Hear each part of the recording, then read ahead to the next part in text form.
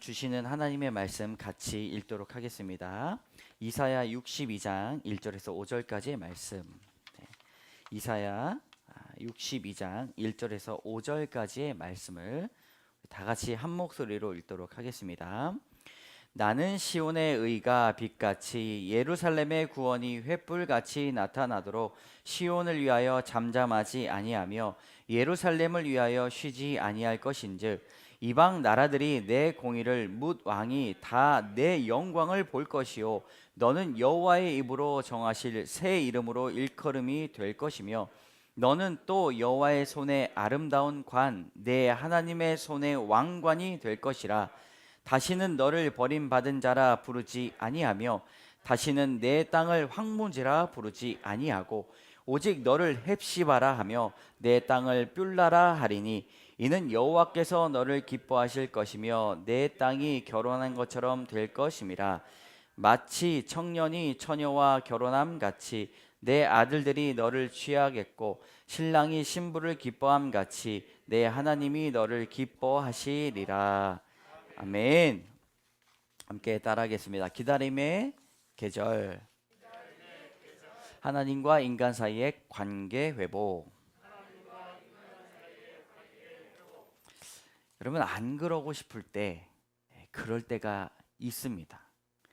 부부 사이에도 좀 잘 지내고 싶은데 뜻대로 되지 않을 때가 있습니다. 참아야지, 용납해야지 하면서도 그래도 사랑하는데 잘해줘야지 하면서도 얼굴만 보면 화가 나는 경우도 있습니다. 부모의 사랑을 잘 아는데 잘 해드려야 하는데 그렇게 하지 못하는 때가 있습니다. 한마디 말도 편하지 않게 나갈 때가 있다는 것이죠. 우리가 몰라서 못하는 것이 아니라 아는데 그럴 때가 있습니다. 자녀에게 어떻게 대해야 하는지 아는데 다 아는데 잘 안 될 때가 있습니다. 따뜻한 말보다 안 된다는 말, 그렇게 하면 안 된다는 말을 할 때가 많이 있습니다. 아는데 잘 아는데 그렇게 잘 안 될 때가 많이 있습니다. 사실 이것은 인간의 본성입니다. 이것을 성경에서는 죄성이라고도 말합니다. 알지만 안 되는 것이죠. 죄라고 하면 무겁게 느껴지지만 어쨌든 죄성입니다. 안 그러고 싶은데 그럴 때가 있어요. 하나님과의 관계에서도 마찬가지입니다. 더욱 기도하고 말씀을 보고 앞으로 나가야 되는데 말씀이 나를 만지는데 그렇지 못할 때가 있습니다. 그런데요, 나의 경우는 그렇게 넘어가더라도 다른 사람의 경우에는 무사람들은 손가락질을 합니다. 참 못났다고 어떻게 인간이 그런 생각을 하고 그런 행동을 할 수 있냐고 그렇게 따지고 묻습니다. 그런데 여러분, 이것은 우리의 죄성이지만 실패가 아닙니다. 왜 실패가 아닐까? 그 이유를 하나님께만 들을 수가 있습니다. 왜냐하면 우리는 우리 스스로를 절대로 구원할 수 없기 때문입니다. 구원은 절대 우리의 공로가 아니라는 사실, 여러분 꼭 기억하시기 바랍니다. 우리의 공로를 찾게 되면 그것보다 어리석은 인간이 없다는 것이지요. 내가를 찾기 전에 주님이 하셨습니다 라고 고백할 수 있어야 됩니다. 하나님의 전적인 은혜, 전적인 사랑이 없이는 사람이 구원받을 수가 없기 때문에 우리에게 복음을 주셨습니다. 여러분, 복음이 무엇입니까? 하나님과 인간 사이의 관계 회복입니다. 오늘 말씀이 이사야 선지자를 통해 선포되기 아주 오래전에 하나님께서 이스라엘 백성을 택하시고 선택된 민족이다, 하나님이 너무나도 사랑하는 민족이다 라고 칭하면서 입히시고 먹이시고 다 해주셨는데 어떤 결과가 있었는가? 여호수아 말씀을 보면 참으로 안타까운 말씀이 나옵니다. 우리 10절의 말씀 같이 읽겠습니다. 시작. 그 세대 사람도 다 그 조상들에게로 돌아갔고 그 후에 일어난 다른 세대는 여호와를 알지 못하며 여호와께서 이스라엘을 위하여 행하신 일도 알지 못하였더라. 아멘. 여러분, 이 구절이 언제 선포가 됐는가? 가나안 땅, 젖과 꿀이 흐르는 그 땅을 기어코 정복했을 때, 이 말씀이 주어졌다는 것입니다. 여호와께서 이스라엘 위하여 행하신 일도 알지 못하였더라. 여러분, 사람이 열심히 전쟁을 해서 주신 적과 꿀이 흐른 땅을 정복할지언정 우리는 우리 스스로를 구원할 수 없다는 처절한 죄성이 있다는 것을 성경을 통해서 알게 됩니다. 이전의 사랑은 다 어디 있는지 일어난 세대들은 여호와를 알지 못하며 행하신 일도 알지 못한다라고 말하면서 이 말씀을 여호수아서를 읽으면서 이 묵상하면서 얼마나 제가 큰 낙심이 왔는지 모릅니다. 하나님, 이것이 하나님의 사람입니까? 그런데 조금 지나니까 이런 고백이 됩니다. 하나님, 내가 그렇습니다. 관계를 깨트리는데 전문가이고 관계를 소중히 여기지 않는데 내가 여기 있습니다 라고 고백하게 되는 것이죠. 부부와의 관계, 자녀의 관계, 그리고 부모님에 대한 관계를 깨트리는 전문가가 누구입니까? 바로 나라는 사실입니다. 내 것이 조금 잘못되면, 내 인생이 조금 잘못되면 속상해하고 감정이 상하며 의심하고 불순종하고 의기소침하고 우울하고 낙심하는데, 하나님과의 관계가 무너지면 마치 내 문제가 아닌 이상 무관심하고 하나님과의 관계는 전혀 생각하지 않고 살아갈 때가 너무나 많이 있다는 것입니다. 여러분, 오늘 이 말씀을 통하여 하나님과 나의 관계가 회복되는 그런 역사의 현장이 되기를 주님의 이름으로 축복합니다. 오늘 말씀을 상고하며 우리를 높이시고 살리시는 하나님의 인격적인 만남, 멀어졌던 하나님과의 관계를 회복하는 대림절의 시간 되시기를 주님의 이름으로 축복합니다. 우리 첫 번째 따라합니다. 명예회복을 위해 쉬지 않으십니다. 이사야 62장 노란 줄만 한번 쭉 이어서 읽어보도록 하겠습니다. 시작. 의가 빛같이 구원이 횃불같이 나타나도록 쉬지 아니할 것인즉 새 이름으로 일컬음이 될 것이며 왕관이 될 것이라. 아멘. 여러분, 길지만 좀 쏙쏙 들어오시죠? 네, 본문을 보면 시온의 의가 나옵니다. 시온의 의가 빛같이 나타나며 예루살렘을 위하여 쉬지 아니하신다 말씀하고 있습니다. 시온의 의, 이 의가 무엇입니까? 명예를 회복시켜 주신다는 말씀입니다. 사람에게 명예를 따라가면 안 된다라고 이야기를 합니다. 그건 명예주의죠. 그런데 명예라는 것은 굉장히 중요합니다. 얼마 전 74년 만에 명예 회복된 역사가 있습니다. 바로 우리가 잘 알지 못하지만 제주 4.3 사건의 피해자분들입니다. 제주 4.3 사건이란 1947년 3월 1일을 기점으로 1948년 4월 3일에 발생한 소유 사태 및 1954년 9월 21일까지 제주도에서 발생한 무력 충돌과 그 진압 과정에서 주민들이 희생당한 사건을 말한다.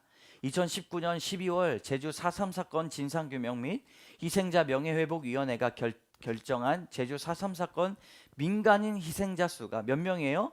14,442명이다. 그런데 맨 밑에 보면 단 민간인 희생자는 최대 25,000명에서 3만 명으로 추정이 된다. 그때 당시에 제주도 인구가 26만 명이었습니다. 10분의 1이 다 죽어나갔어요. 여러분, 우리는 이 역사를 알지 못합니다. 그때 미 군정이 이 제주도 전체를 70% 80%를 다 친일파로 인식을 해가지고 이런 사건이 있었습니다. 제주도에서 3.1 운동의 20주년 행사가 되는 그 대규모 행사가 열렸는데 평화 시위였습니다. 경찰이 말을 타고 가다가 6살짜리 아이를 탁 치고 나가요. 당시 매우 고압적이고 권위적인 경찰의 분위기였습니다. 친일파로 섬겼던 사람들을 다 미군정이 이제는 적이 일본이 아니라 러시아였기 때문에, 소련이었기 때문에 우리나라를 다스리는 데 있어서 친일파를 먼저 썼습니다. 말도 안 되는 일이었죠. 권위적인 경찰의 분위기였기 때문에 6살짜리 꼬마애를 치면서 갔음에도 불구하고 어떠한 조치도 취하지 않았습니다. 그것에 분노한 제주 시민들이 사과를 요구하며 기마 경관에게 돌을 던지고 야유를 보냈습니다. 그리고 경찰서까지 쫓아갔습니다.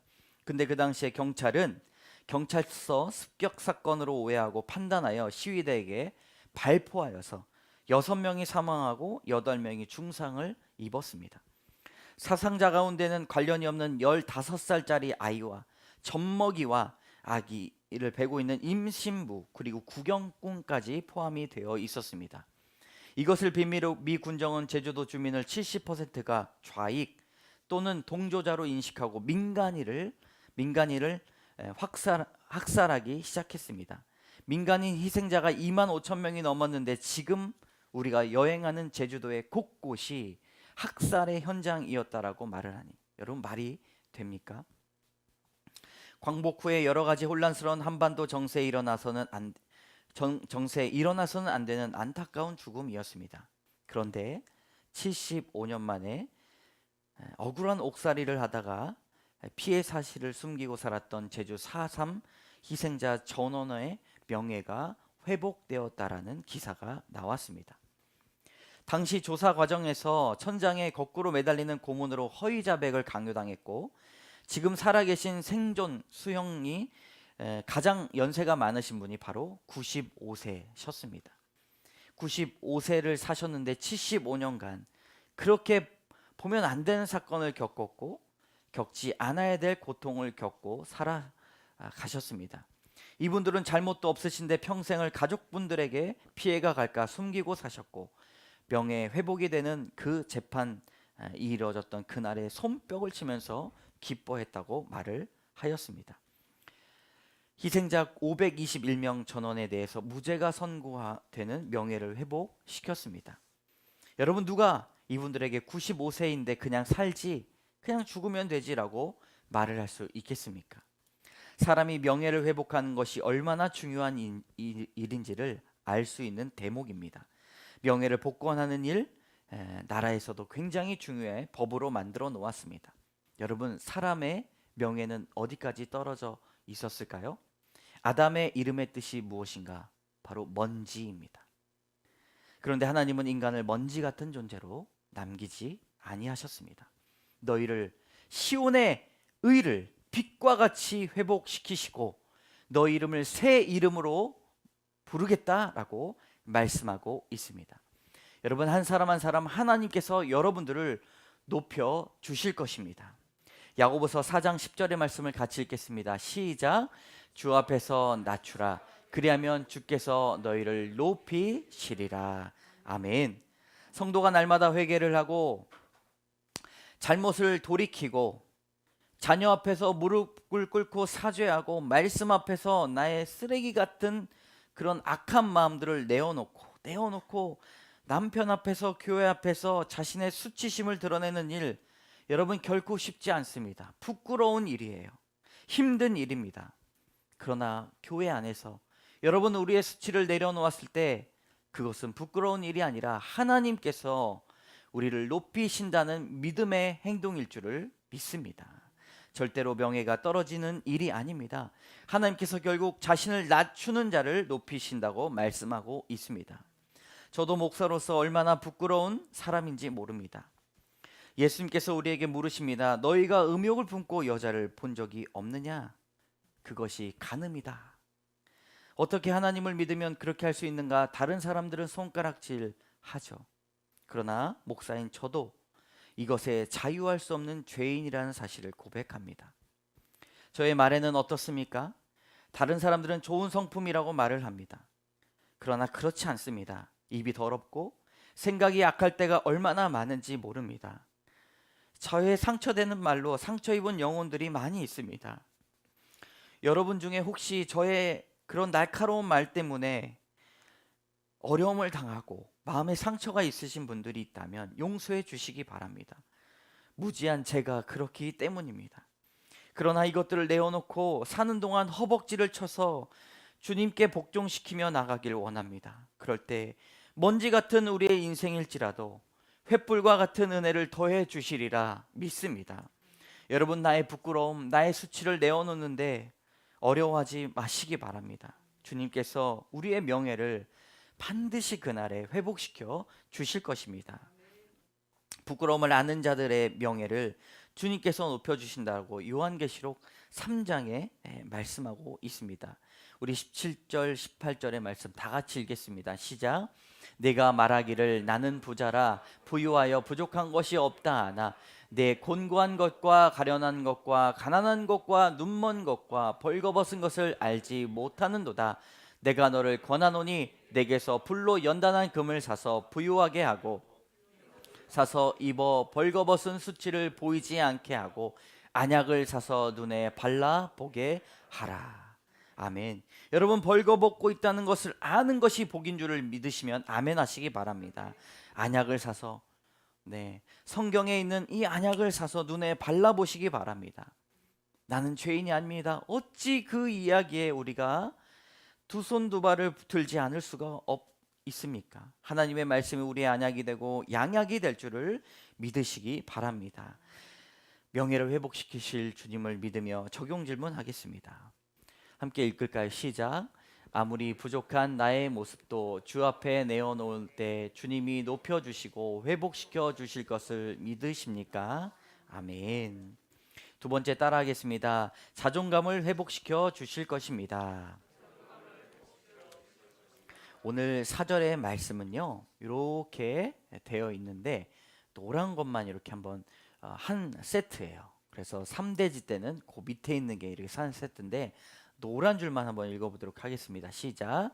다시는 너를 버림받은 자라 부르지 아니하며 오직 너를 회피바라. 이는 여호와께서 너를 기뻐하실 것이며. 아멘. 첫 번째를 정리하면 이렇게 나옵니다. 헵시바, 버림받은 자라 불렀다가 뭐라고 부르신다고요? 헵시바. 네. 버림받은 자로 불렀다가 헵시바로 부르는데 그 뜻이 뭐예요? 여호와께서 너를 기뻐하실 것이다. 예전에 토요학교를 한 적이 있습니다. 아이들이요 4세 6살이에요. 얼마나 귀여운지 몰라요. 12주간 토요학교를 하다가 방학을 맞이했습니다. 잠시 쉬었다가 2학기 때 시작하는데 개강하는 날 한 어머니가 저에게 말씀하셨습니다. 방학 때 자꾸 토요학교, 이 꿈숲이라고 했어요. 토요학교 자꾸 가고 싶다고. 자기 아들 5살짜리가 자꾸 저한테 물어봤다고. 몇 밤 자고 가냐고. 3밤 자고 갈 거야, 2밤 자고 갈 거야, 1밤 자고 갈 거야, 이렇게 이야기했는데 어머니가 그 이야기를 듣고 아들에게 이렇게 물어봤어요. 엄마, 얘야, 토요학교에서 뭐가 제일 재밌었어? 이렇게 물어보니까 그냥 하는 활동들을 어머니가 다 아시잖아요. 놀이하는 거, 만들기, 마시는 간식, 동화책 읽어주는 시간. 아이가 계속 아니라고 하는 거예요. 그게 즐거운 줄 알았는데 그게 아니라고 하는 거예요. 그래서 궁금해가지고 그럼 뭐가 제일 재밌었어? 하니까 주변 하면서 말도 제대로 잘 못하는데 저쪽에서 선생님이 큰 목소리로 내 이름 부르면서 달려와 주는 게 제일 좋았어, 이렇게 이야기를 했다는 거예요. 흉내 제일 잘 냈는지 모르겠습니다. 5살이 하는 말입니다. 여러분, 누군가가 나를 기뻐하는 존재로 맞아준다면, 환대한다면 그 사람의 자존감이 상승되기 마련입니다. 오늘 하나님께서 이렇게 말씀하십니다. 내가 너로 인하여 기쁘다라고 말씀하십니다. 하나님께서 너를 기뻐하신다라는 이 말이 사람의 낮은 자존감을 회복시키는 위대한 문장일 줄을 믿습니다. 여러분, 우리 옆에 계신 분들하고 이야기해 보겠습니다. 하나님이 당신을 사랑하십니다. 안 하신 분이 계셔서 한 번 더 하겠습니다. 하나님이 당신을 사랑하십니다. 하나님이 당신을 기뻐하십니다. 여러분, 자존감이 회복되는 예배가 되기를 주님의 이름으로 축복합니다. 자존감이 무엇인가? 자기 평가예요. 쉽게 하는 말로 자존감이 높은 사람, 자존감이 낮은 사람, 이렇게 말하지 않습니까? 사람들은 자존감의 수준에 따라 여러 가지 것들이 바뀌어요. 뭐냐? 직장에서 일하는 방식, 사람들을 대하는 방식, 발전과 성취의 정도도 자존감 때문에 더 나가냐 나가지 못하냐. 사적인 영역에서 사랑에 빠지는 대상도 달라져요. 자존감 때문에. 배우자, 자녀, 친구들과의 소통 방식, 행복감의 정도도 뭐 때문에 달라집니까? 자존감 때문에 달라집니다. 자존감이 높고 견고한 사람일수록 개인적인 문제와 업무상의 문제에서 더 나은 대처 능력을 갖습니다. 실패하더라도 더 빨리 회복하고 새로운 일을 시작하는 데 추진력이 강합니다. 자존감의 6기둥이라는 책을 쓴 자존감 박사 브랜든 박사에 의하면 자존감이 낮은 경우에는 자신을 증명하는 욕구보다, 그러니까 자신을 드러내고 자신을 증명하는 욕구보다 자신을 망각하려는 욕구가 더 절박해진다고 말을 합니다. 나를 잊어야 한다. 무라일체가 되어야 된다. 여러분, 하나님의 창조하신 목적과 거리가 멀다라는 것을 이해하시기 바랍니다. 당당하게 여러분 자신의 이름을 이야기하고 나의 존재를 읽는 것, 그것이 바로 자존감이 높은 것입니다. 자존감이 낮은 사람들의 사랑법이라는 재밌는 챕터가 있습니다. 자신을 존중하려는 마음이 부족하고 있는 그대로의 자신을 즐기지 못하는 이에게는 채워지지 않은 욕구만 있다고 말합니다. 그러니까 자신을 사랑하지 못하면 다른 사람이 나에게 채워주지 않는 욕구만 보이는 거예요. 부족한 것만 이야기합니다. 그래서 타인에게 베풀 여유가 없습니다. 자존감이 낮은 남자는 여자를 보는 눈이 생기질 않고, 자존감이 낮은 여자는 남자를 보는 눈이 없어서 맨날 이러고만 있는 겁니다. 나는 왜 번지수가 다른 사람만 만나나요? 네. 사람은 누군가에게 사랑을 받는 존재가 될 때 자존감이 올라갑니다. 여러분, 하나님이 여러분들을 기뻐하십니다. 하나님이 여러분들을 즐거워하십니다. 자존감이 올라가면 다른 사람을 포용하고 인생을 진취적으로 살아갈 수 있고, 하나님께서 우리의 자존감을 높이시려는 이유가 바로 여기에 있다는 것입니다. 예수님께서도 세례를 받으실 때 하늘에서 이는 내 사랑하는 아들이요 기뻐하는 자라라고 예수님의 자존감을 상승시키셨습니다. 자존감이 높은 사람은 여러분 어떤 사람인가?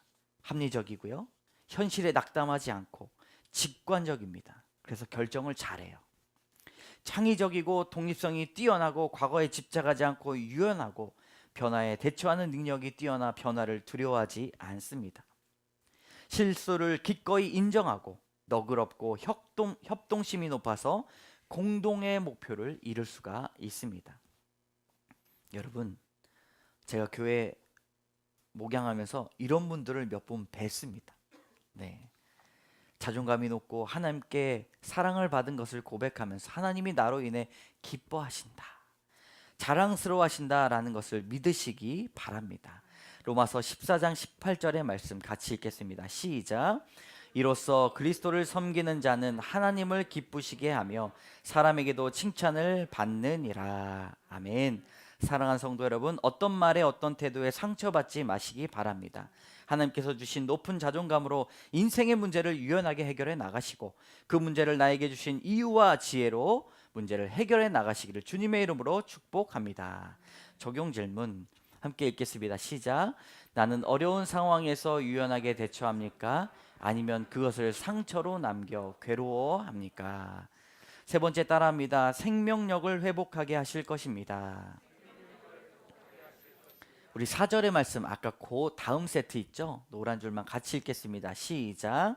다시는 내 땅을 황무지라 부르지 아니하고 내 땅을 뷸라라 하리니 내 땅이 결혼한 것처럼 될 것임이라. 아멘. 요걸 정리하면 황무지라고 불렀던 걸 이번엔 뭐라고 부르십니까? 뷸라라고 부르십니다. 이것은 결혼한 것이라는 뜻입니다. 당시에는 결혼을 하기 전에는 이런 두 가지가 없었어요. 자기 결정권이 없었고 생명의 근원이 되지 못했습니다. 그런데 결혼을 한다는 의미는 자기 결정권이 있고 생명의 근원이 된다는 것입니다. 그러므로 이 대림절의 기간 동안 우리가 회복해야 될 것이 무엇인가? 생명력을 회복해야 된다는 사실입니다. 우리 주님께서 우리를 뷸라라 불러주셨습니다. 여러분, 뷸라 좀 어색하죠? 그러나 뷸라라는 이 말이 입에 붙으면 참 좋을 것 같습니다. 이스라엘 백성들이 거주했던 땅은 광야요 황무지였습니다. 아무런 생명이 없는 먼지뿐이었습니다. 그런데 그 이름을 뷸라라고 새 이름을 지어 주셨습니다. 생명을 낳는다, 그리고 너의 인생을 자기 결정권이 있다라고 하는 그 축복이죠. 여러분, 왜 그럴까요? 생명의 근원이다라고 이야기하신 이유가 무엇인가? 바로 하나님께서 생명의 근원이 되시기 때문입니다. 이사야 41장 18절의 말씀을 제가 읽겠습니다. 내가 헐벗은 산에 강을 내며 골짜기 가운데 샘이 나게 하며 광야가 못이 되게 하며 마른 땅이 샘 근원이 되게 할 것이며. 아멘. 사람은요, 생명력을 잃어버렸을 때 주님께서 생명의 생수를 보내주셔야 생명이 넘치게 됩니다. 주님께서 생명의 근원이 되시기 때문입니다. 에스겔 선지자의 마른 뼈도 마찬가지입니다. 여러분, 우리 한번 에스겔 7장 5절에서 7절까지의 말씀 중에서 6절의 말씀 같이 읽겠습니다. 시작. 너희 위에 힘줄을 두고 살을 입히고 가죽으로 덮고 너희 속에 생기를 넣으리니 너희가 살아나리라. 또 내가 여호와인 줄 너희가 알리라 하셨다 하라. 7절은 제가 읽겠습니다. 이에 내가 명령을 따라 대언하니 대언할 때에 소리가 나고 움직이며 이 뼈 저 뼈가 들어맞아 뼈들이 서로 연결되더라. 아멘. 여러분, 죽은 영혼도 살리시는 분이 하나님이십니다. 병든 자를 일으키시는 분도 하나님이십니다. 무엇보다 영원토록 우리와 함께 하시는 분이 하나님이십니다. 여러분, 생명력을 회복시켜 가시기를 주님의 이름으로 축복합니다. 신방을 하다 보면 여러 가지 이야기를 듣습니다. 직장인에게는요, 이 직장, 저 직장, 저 상사, 이 상사의 차이를 한눈에 볼 수 있고, 사람 때문에 치이고 일정 때문에 치이고 돈 때문에 치이고 성격만 더러워집니다 라고 말하시는 분들도 있습니다. 그런데 그 신방의 내용 중에서 그 이야기를 들으면서 저도 성격이 더러워지는 경우가 있습니다. 같이 화를 내가지고 껄끄러운 사람들을 상대하는 자영업, 그리고 여러 잠시 일하는 레슨, 아르바이트 현장은 우리의 마음을 다 이루 말할 수 없을 정도로 황무지다라고 볼 수가 있습니다. 이미 생명을 잃어버린 지 오래일 수도 있어요. 그러나 실제적으로 교회 와서 여러분 말씀을 듣고 우리가 사는 현장에서 생명력을 회복시키는 우리 귀한 성도들 되시기를 주님의 이름으로 축복합니다. 이 세 가지로 생명을 얻고 나가야 됩니다. 첫 번째 뭘까요? 시작. 하나님의 은총에, 천천히 한번 읽어볼까요? 시작. 하나님의 은총의 포로가 되어야 합니다. 두 번째, 시작. 그리스도의 사랑이 강권하여 일을 하게 됩니다. 세 번째, 시작. 성령의 매임을 이끌림 바 되어야 합니다. 아멘. 여러분, 우리의 삶의 이 역동성은 우리로부터 시작이 되면 안 됩니다. 하나님의 은총이 나를 포로 삼아야 되고요, 그리스도의 사랑이 우리가 움직이지 않을 수 없을 정도로 강권해야 됩니다. 성령의 매임으로 이끌림 바 되어야 하는 것이죠. 여러분, 이것이 황무지에서 생명의 삶으로 변화되는 놀라운 축복일 줄을 믿습니다. 성경에 보면 생명에 대해서 두 가지 포인트를 줍니다. 첫 번째는 한 영혼이에요. 두 번째는 여러 무리입니다. 객체가 차이 나죠. 한 영혼, 많은 무리. 근데 성경을 균형 있게 읽으면 많은 무리들만 모인 곳이 생명이 있는 것은 아닙니다. 한 영혼을 놓고 평생 기도하는 것도 동일한 생명력입니다. 생명이 있습니까? 라고 물어보면 어떤 분들은 나는 전도도 못하고 성경도 모르고 말씀도 몰라요. 그러나 성경을 잘 읽으면 한 영혼을 위해서 평생토록 기도하고 그 영혼을 위해서 돌보면 그것도 생명이 넘치는 인생이 된다는 것입니다. 30배, 60배, 100배의 결실도 필요하지만 한 영혼을 찾는 하나님의 마음도 알아야 됩니다. 여러분, 주님께서 우리와 함께 하실 것입니다. 누가복음 15장 6절의 말씀 같이 읽겠습니다. 시작. 집에 와서 그 벗과 이웃을 불러 모으고 말하되 나와 함께 즐기자. 나의 잃은 양을 찾아 내었노라 하리라. 아멘. 여러분, 나의 공로는 하나 없습니다. 주님이 전하라 하시니 내가 전하는 것입니다. 내가 한 것이 아니라 주님께서 하신 것이죠. 그러므로 나의 공로를 세울 필요가 없습니다. 모든 것이 주님의 것이기 때문입니다. 누군가 나를 전도한 것이 아닙니다. 주님께서 나를 성령의 포로로 삼으신 것입니다. 생명의 터전으로 사시는 여러분들 되시기를 주님의 이름으로 축복합니다. 대림절의 기간 황무지에서 생명의 땅으로 변화시키는 여러분들 되시기를 주님의 이름으로 소망합니다. 적용 질문 하겠습니다. 시작. 내가 사는 땅은 황무지입니까? 뷸라입니까? 생명을 낳고 있습니까? 아니면 소멸시키고 있습니까? 아멘. 함께 따라하겠습니다. 네. 하나님과 인간 사이의 관계 회복. 명예 회복을 위해 쉬지 않으십니다. 자존감을 회복시키실 것입니다. 생명력을 회복하게 하실 것입니다.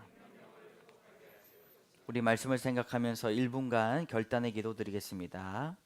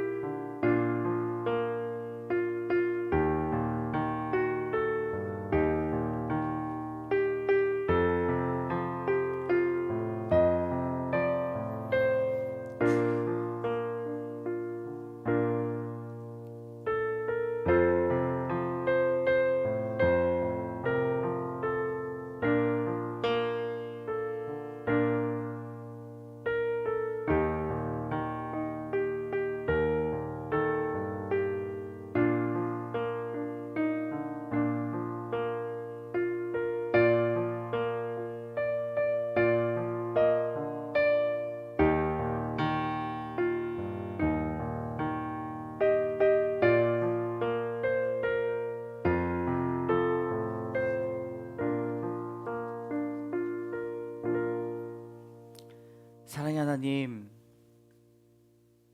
그렇지 않아야 되는데 우리가 또다시 우리의 인간의 본성과 죄성으로 또 행하게 되는 일들이 너무나 많이 있습니다. 하나님, 그것들로 인하여서 우리가 주님 실패의 마음을 갖고 또 낙심의 마음을 갖는 일들이 많이 있습니다. 그러나 주님, 더욱더 주님만을 바라보기 원합니다. 주님과 관계를 회복하기 원합니다. 주님께서 그때마다 너는 헵시바라, 뷸라라 말씀하여 주시고 내가 너로 인하여서 기뻐한다, 즐거워한다, 우리의 자존감을 상승시켜 주시옵소서. 그리하여 우리가 황무지에서 사는 사람들이 아니라 우리의 삶 가운데 생명이 넘쳐나고 하나님과 어쩌면 관련이 없는 일들조차라고 느끼는 그 모든 일들이 생명을 낳는 도구 되게 하여 주시옵소서. 이 모든 말씀 예수님 이름으로 감사드리며 간절히 기도드립니다. 아멘. 우리 다 같이 일어나셔서 결단의 찬양 드리도록 하겠습니다.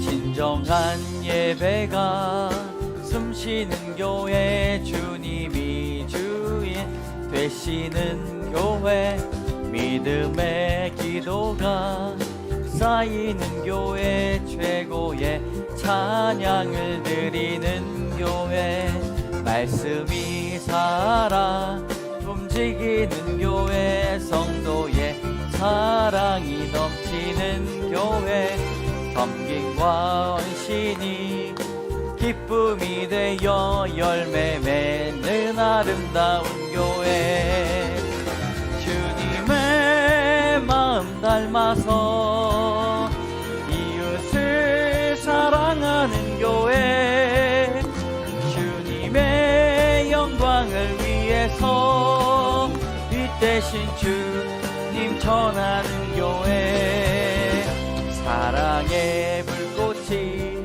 활짝 피어나 날마다 사랑에 빠지는 교회, 사랑하는 광성교회가 이런 교회 되게 하소서.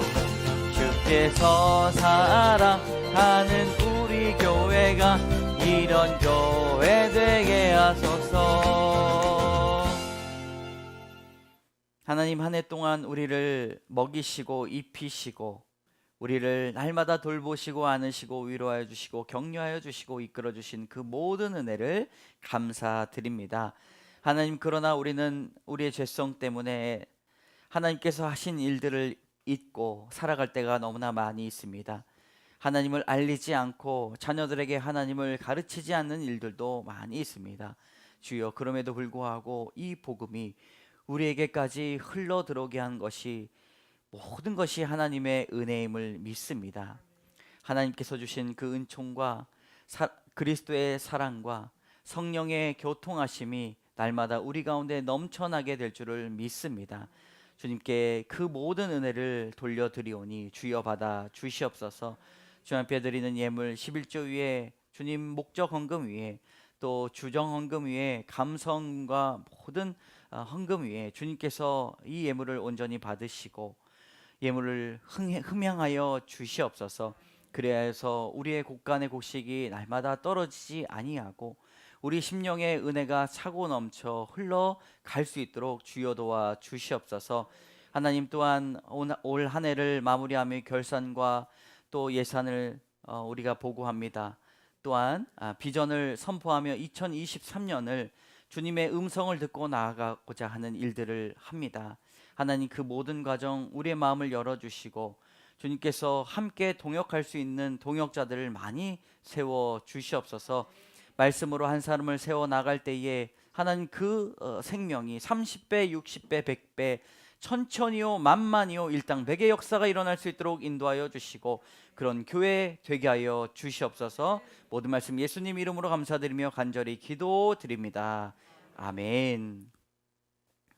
지금은 우리를 구원해 주신 예수 그리스도의 은혜와 하나님의 사랑과 성령의 교통하심이 우리를 버림받은 자로 놔두지 아니하며 황무지에서 거하지 않도록 인도하시며 하나님의 품 안에서 돌봄을 받고 생명이 넘쳐나는 땅에서 거하시길 원하시며 그렇게 하나님의 섭리로 이끌어 가시는 귀한 은혜를 사모하며 나가는 귀한 성도들 머리 위에 심령 위에 가정 위에 사업터 위에 자녀 위에 이제로부터 영원까지 함께 하시기를 간절히 축원하옵나이다. 아멘.